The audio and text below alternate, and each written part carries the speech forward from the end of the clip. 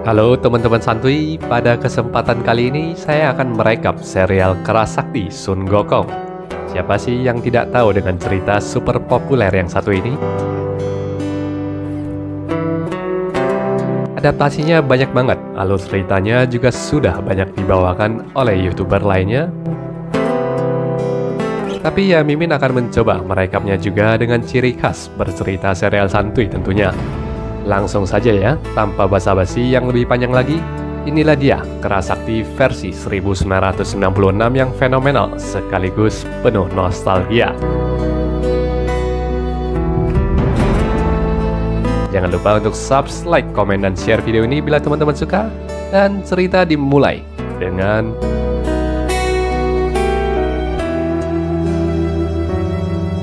Sun Gokong, seekor kera sakti yang mengacaukan kerajaan Kayangan dengan para prajurit keranya. Untuk itu, Kaisar Langit mengirimkan Jenderal Erlang dengan 30.000 pasukan langit untuk meringkusnya.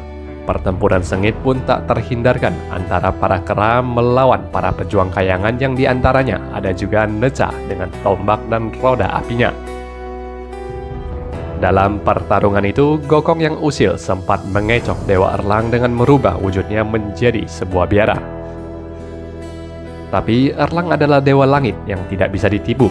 Samaran Gokong dibongkar, tapi kera itu kembali merubah wujudnya menjadi burung Raja Wali yang dipanah hingga terjatuh.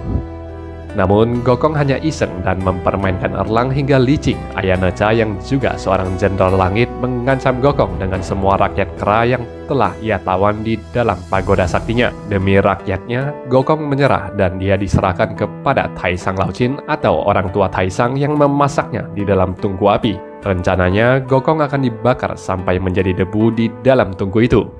Meski sangat sakti, kera sangatlah takut dengan api. Ia cukup kewalahan bertahan di dalam tungku itu hingga muncul sebuah pil sakti yang sudah dimasak selama 300 tahun. Gokong malah memakan pil itu, sehingga ia pun bertambah sakti dan keluar dari tungku itu dengan mata keemasan. Berniat untuk mencari perhitungan dengan Kaisar Langit, ia tiba-tiba dihalangi oleh energi swastika dan Buddha Rulai tiba-tiba muncul di sana. Gokong yang sesumbar bahwa sekali salto, ia bisa mencapai 108.000 li ditantang oleh Buddha Rulai untuk melewatinya. Dan saat kera itu bersalto, ia langsung tergenggam dalam satu tangkapan dan disentil jatuh ke bumi lalu disegel oleh tapak Buddha Rulai. Dengan segera runtuhan batu di sekitar langsung membentuk sebuah gunung yang disebut Gunung Lima Jari dan Gokong dihukum oleh Buddha Rulai untuk terkurung selama 500 tahun di sana. Hari demi hari berlalu, flora dan fauna mulai membentuk habitat di sekitaran sana. Si kera sakti hanya bisa pasrah saat serangga-serangga yang juga tinggal di sana menghinanya. Tanpa terasa, 300 tahun telah berlalu dan suatu ketika ia teringat dengan kawan-kawan lamanya yang ia rindukan. Air mata tiba-tiba membasahi kedua pipinya dan kita diajak untuk melihat awal mula kehidupan si kera sakti. Suatu tempat di dunia ini di Pulau Tungseng ada sebuah batu yang bertumbuh dari menyerap intisari semesta, bumi dan langit. Batu itu terus membesar hingga membentuk janin dan melahirkan seekor kera raksasa darinya. Kaisar Langit yang mendapatkan kabar bahwa kera tersebut telah membuat kekacauan, memberikan titah untuk membinasakan kera itu, sehingga Tianfeng mengajukan diri untuk mengemban tugas itu. Tianfeng pun turun ke bumi untuk menghadapi kera raksasa yang ganas itu, hingga akhirnya garpu saktinya secara beruntung memotong ekor si kera. Seketika itu, kera tersebut seolah kehilangan kekuatannya dan menyusut menjadi kecil. Saat Tianfeng ingin menyelesaikan tugasnya, Dewi Kuan Im muncul dan mencegahnya, memberitahu kelak kera ini akan berjodoh dengan ajaran Buddha dan juga berjodoh dengan Tianfeng pula. Sesuai permintaan sang Dewi, Tianfeng tidak membunuh kera itu dan membawa ekor kera itu untuk melaporkannya kepada Kaisar Langit yang menghadiahinya dengan promosi jabatan sebagai seorang panglima yang membawahi 10.000 pasukan langit. Sementara itu, Dewi Kuan Im dengan kekuatannya membangunkan si kera kecil lalu meninggalkannya. Kera itu selayaknya kera-kera lainnya bermain dan penasaran akan banyak hal hingga bertemu dengan gerombolan kera-kera lainnya. Di Gunung Huako itu, para kera lalu menemukan sebuah goa di balik air terjun. Goa itu dinamakan Goa Suilian kera kecil kita dengan berani melompat ke dalamnya dan diangkat oleh rakyat kera untuk menjadi raja mereka. Kehidupan yang penuh suka itu tiba-tiba mencemaskan si kera kecil saat ia melihat seekor kera tua tiba-tiba dijemput oleh malaikat maut. Setelah kera kecil mempelajari bahwa kehidupan ini tidak kekal dari kera-kera lainnya, ia pun bertekad untuk mempelajari ilmu awet muda yang konon katanya di seberang pulau ini hiduplah para dewa-dewa yang tidak mengenal usia tua. Begitu terjun ke laut untuk mencapai pulau seberang, si kera kecil langsung tenggelam, tapi beruntungnya ia berhasil diselamatkan. Sementara si kera kecil merenungi cara untuk menyeberangi lautan, di alam khayangan, Tianfeng yang derajatnya meningkat setelah mendapat promosi dikunjungi oleh para dewa-dewa lainnya yang memberikan selamat. Di antara para tamu itu ada Wukang, dewa bintang, dan Yelau, dewa jodoh. Di tengah itu tiba-tiba terlihat seorang gadis yang dikejar oleh anak mana tengah terbang melintas. Wukang dengan sigap menolong gadis itu, sementara Tianfeng hanya bisa terpana pada kecantikan gadis itu. Saat Mahadewi juga tiba berkunjung di sana, gadis itu mengaku bernama Chang'e, menceritakan negeri di tempatnya hidup memiliki 10 matahari. Ternyata di awal kehidupan bumi, memanglah ada 10 matahari yang membuat kehidupan sangatlah sulit untuk berkembang, hingga muncul seorang pemanah legendaris bernama Houyi yang memanah hancur 9 matahari sehingga bumi menjadi tempat yang layak hidup seperti sekarang ini. Aksi heroik Houyi pun membuatnya diangkat menjadi raja, tapi ia mulai bertindak semena-mena dan memperistri Chang'e yang tidak mencintainya. Ingin terlepas dari kungkungan itu, Chang'e kemudian mencuri makan pil dewa sehingga ia bisa terbang ke kayangan. Dan Houyi lah yang melepaskan anak panah yang mengejar Chang'e selama ini. Tianfeng dan Yelau lalu memohon kepada Mahadewi untuk menerima Chang'e sebagai dewi kayangan. Sedangkan di bumi, kera kecil menemukan sebutir kelapa yang mengapung di atas lautan. Kera pintar itu pun menggunakan kelapa-kelapa yang ada untuk pergi ke seberang. Tiba di sana, walau agak takut, ia melihat dan mempelajari banyak hal-hal baru yang belum pernah ditemuinya. Ia bertanya-tanya siapakah dewa di antara banyaknya orang-orang yang ia lihat. Saat melihat seorang pesulap jalanan yang menghilang dari balik karung, si kera mengira orang itu adalah dewa dan mengikutinya. Merasa kera itu cukup istimewa, si paman pesulap pun membawa kera itu pulang dan mengurungnya. Tak disangka-sangka, kera pintar itu bisa menirukan ucapan-ucapan si paman dan bibi yang terkesima dibuatnya. Kera ini pun dibawa si paman untuk mencari nafkah. Kera kecil yang dapat berbicara ini pun menjadi sebuah pertunjukan yang menguntungkan. Namun sang paman yang tamak dan berharap lebih banyak dari si kera itu mulai menggunakan kekerasan. Si kera pun menghindari pukulan dan membuatnya dikejar oleh para penduduk di pasar yang menginginkan kera ajaib itu. Kera itu terus kabur dan bersembunyi di sebuah kuil tua di malam yang tengah diguyur oleh hujan lebat itu. Mendapati nasibnya yang malang, kera kecil menemukan sosok patung yang ia kenali. Bukankah ini adalah sosok Dewi yang menolongnya dulu? Kera yang tak mampu membendung kesedihannya lagi akhirnya meneteskan air mata, tapi ia juga mendapati patung Dewi ikut meneteskan air mata. Lalu kera itu pun bersandar dan terlelap di atas patung itu.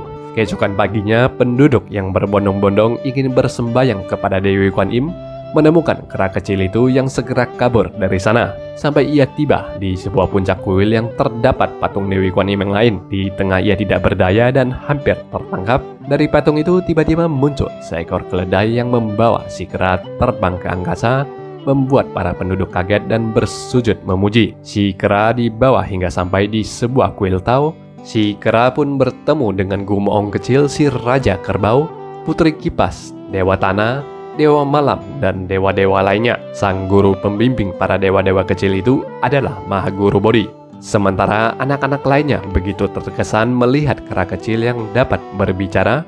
Mahaguru Bodhi menolak mengajari kera itu sihir karena si kera yang terlahir dari batu tidak memiliki orang tua. Dan diam-diam ia menyiapkan makanan lalu merayu dengan manis dan menawari mereka untuk menjadikannya sebagai pelayan, dan sebagai imbalannya ia meminta diajari sihir. Sementara itu di alam kayangan, Tianfeng yang telah jatuh hati pada Chang'e sejak pandangan pertama berusaha untuk merayu Chang'e dengan agresif. Tapi wanita itu tampaknya sudah memberikan hatinya kepada Wukang. Tianfeng yang tidak kehabisan akal lalu menyelinap ke sebuah ruangan roda waktu kayangan. Ia menggunakan roda itu sehingga membawanya kembali ke hari Chang'e diselamatkan. Sambil menahan senyum liciknya bahwa nantinya dia yang akan menyelamatkan Chang'e, Tianfeng tidak terlalu mempedulikan Wukang yang bertamu maupun Dewa Bintang dan Yelau yang datang membawakan kado. Namun saat perhatian Tianfeng terganggu oleh Yelau, Wukang kembali menyelamatkan Chang'e, membuat sejarah kembali terulang. Ia kembali ke ruang roda waktu untuk mengulang hari tersebut. Kali ini, ia lebih kasar dan mencueki tamu-tamu yang datang. Tapi tetap saja, ia kalah cepat dari Wukang dan Tianfeng tidak menyerah. Ia kembali menyelinap ke dalam ruangan roda waktu. Hanya saja kali ini ia sudah mempersiapkan sebuah balok kayu besar dan balok itu ia gunakan untuk memukul pingsan Wukang, Dewa Bintang, dan Yelau. Lalu, ia menjadi pahlawan yang menyelamatkan Chang'e sambil memanggil nama Chang'e. Hal ini pun membuat Chang'e agak ngeri dan merasa aneh terhadap Tianfeng yang sudah tahu namanya. Bukannya membuat Chang'e jatuh hati padanya, perbuatan Tianfeng yang memukul kedua dewa tua barusan malah membuatnya dihukum pukul oleh Mahadewi dan Chang'e tetap jatuh hati kepada Wukang. Setelah beberapa waktu kera kecil melayani para dewa-dewa kecil lainnya, Gumoong pun mulai mengajari kera itu ilmu menghilang.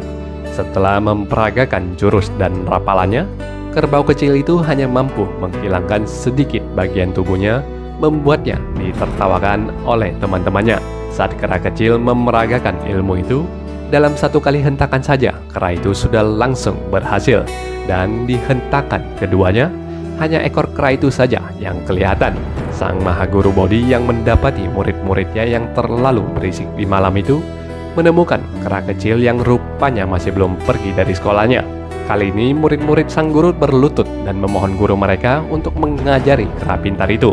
Tetapi Mahabodhi Guru mengatakan bahwa ia telah bersumpah hanya akan mengajari anak-anak dewa dan tidak mungkin melanggar sumpahnya untuk mengajari kera yang hanya terlahir dari batu. Kera kecil yang bermulut manis itu kembali meyakinkan bahwa meski ia terlahir dari batu, tapi batu itu berasal dari bumi dan langit, sehingga bisa dikatakan langit adalah ayahnya dan bumi adalah ibunya.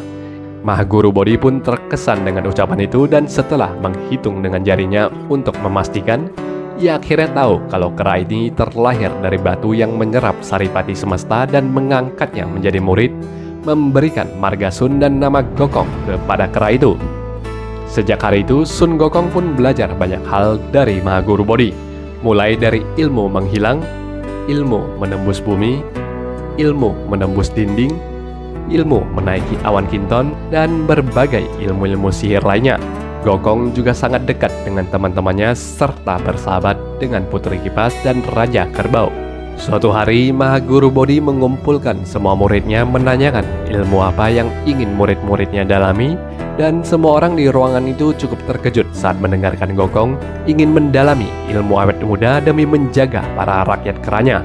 Mahaguru Bodhi menjelaskan ilmu awet muda adalah ilmu yang akan mengguncang bumi dan langit, serta sangatlah sulit untuk dipelajari karena di setiap harinya, Gokong akan disambar oleh petir, ditiup oleh angin dingin yang menusuk tulang, dan dibakar oleh api. Mendengar penjelasan yang begitu menakutkan dari gurunya akan konsekuensi belajar ilmu tersebut, tapi kera kecil itu tampaknya telah membulatkan hatinya dan mencari sang guru di larut malam itu juga.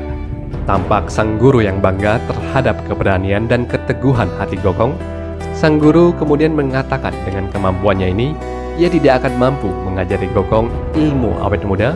Lalu ia membawanya ke sebuah tempat yang dinamakan alam tidak terbatas. Ia meminta Gokong untuk tinggal di sana karena yang akan menjadi guru Gokong untuk melatih ilmu awet muda adalah Gokong sendiri. Kera kecil itu cukup bingung melihat objek-objek di alam itu yang tidak lazim dengan apa yang ia lihat pada biasanya. Tiba-tiba muncul seekor beruang raksasa yang buas dan menyerangnya, dan Gokong yang ketakutan mengerahkan semua yang telah ia pelajari untuk menghindari serangan beruang itu. Sementara dari luar, Mahaguru Bodhi yang cemas membuka cermin penglihatan dan memberikan Gokong bimbingan dari luar. Waktu demi waktu berlalu, Tidak terasa Mahaguru Bodhi yang jenggotnya telah memutih semua ini kini sudah berusia 130 tahun. Sang guru terlihat masih sering memantau muridnya dari balik cermin penglihatannya. Di dalam sana, kera kecil yang dulunya sangat manis itu kini sudah tumbuh menjadi kera dewasa. Beruang yang terus mengejarnya selama ini kini juga bukan lagi lawan dari Sun Gokong yang meninjunya, menandakan berakhirnya video rekap cerita pada kesempatan kali ini teman-teman. Kita akan bersambung lagi pada video selanjutnya. Tapi jangan lupa ya untuk like, komen, dan share video ini bila teman-teman suka, serta subscribe dan bunyikan loncengnya juga agar teman-teman tidak ketinggalan dengan rekap Kera Sakti part selanjutnya. Terima kasih sudah menonton video ini sampai selesai. See you and bye-bye.